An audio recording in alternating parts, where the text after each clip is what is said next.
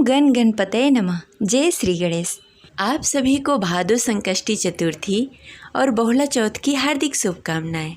आज सुनेंगे बहुला चौथ व्रत कथा। तो प्रेम से बोलिए शिव जी माता पार्वती की जय, गौरी पुत्र गणेश की जय। जय श्री हरि। बहुला चतुर्थी व्रत भादो मास के कृष्ण पक्ष की चतुर्थी तिथि को बहुला चौथ या बहुला चतुर्थी कहा जाता है।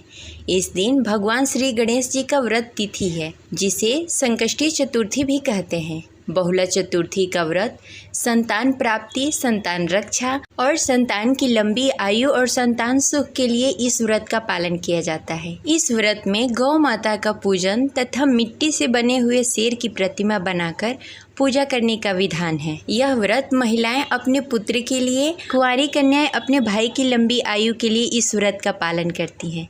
चलिए सुनते हैं बहुला चतुर्थी व्रत कथा। कथा शुरू करने से पहले बोलिए जय बहुला माता, जय गणपति देव। द्वापर युग में जब भगवान विष्णु का श्री कृष्ण अवतार हुआ था, उनके सहायक के रूप में देवी देवताओं ने भी गोप गोपियों के रूप में अवतार लिया था। गौ शिरोमणि कामधेनु भी बहुला नामक गाय के रूप में नंद बाबा के गौशाले में आ गई थी। भगवान श्री कृष्ण का बहुला का भगवान से अपार स्नेह था। बालक श्री कृष्ण को देखते ही बहुला के स्तन से दूध धारा बहने लगती थी। श्री कृष्ण बहुला के उस दूध का पान किया करते थे।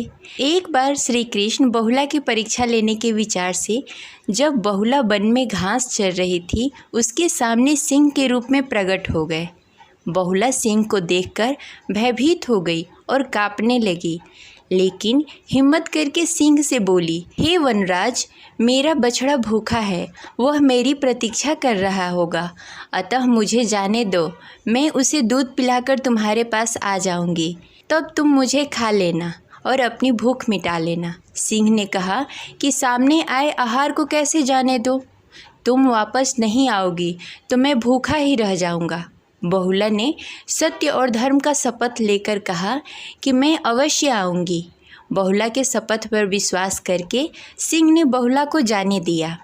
बहुला अपने बछड़े को दूध पिलाकर अपनी वचन की रक्षा हेतु सिंह के पास आ गई। बहुला के सत्य और निष्ठा को देखकर भगवान श्री कृष्ण अत्यंत प्रसन्न हुए और अपने वास्तविक रूप में आकर कहा कि हे बहुले, तुम मेरी परीक्षा में सफल हुई। अब से भाद्रपद के चतुर्थी तिथि के दिन गौ माता के रूप में तुम्हारी पूजा होगी। तुम्हारी पूजा करने वाले को धन और संतान के सुख मिलेगा। बहुला भगवान श्री कृष्ण का आशीर्वाद प्राप्त करके अपने घर लौट आई और अपने बछड़े के साथ आनंद पूर्वक रहने लगी। यह थी बहुला चतुर्थी की पौराणिक कथा। बहुला चतुर्थी की जो प्रचलित कथा है, ये इस प्रकार है।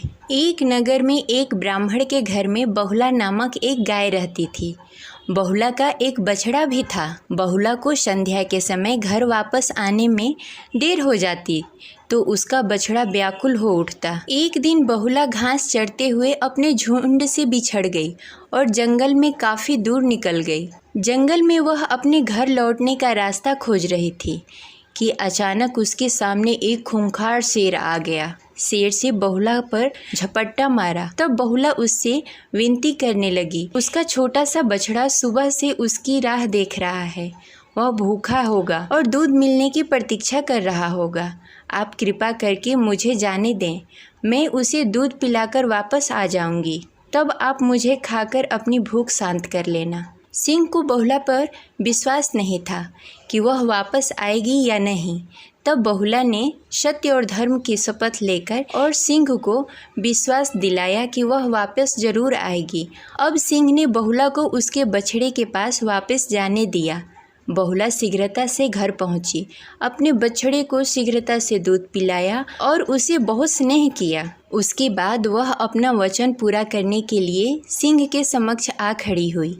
सिंह को उसे अपने सामने देखकर बहुत हैरानी हुई। बहुला की सत्य वचन के सामने उसने अपना सिर झुकाया और खुशी से बहुला को वापसी घर जाने दिया।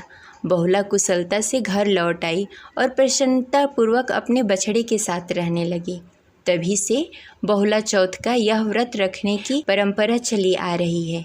व्यक्ति बहुला चतुर्थी के दिन व्रत रखता है, उसकी सारी मनोकामनाएं पूर्ण होती है और उससे संतान सुख प्राप्त होता है।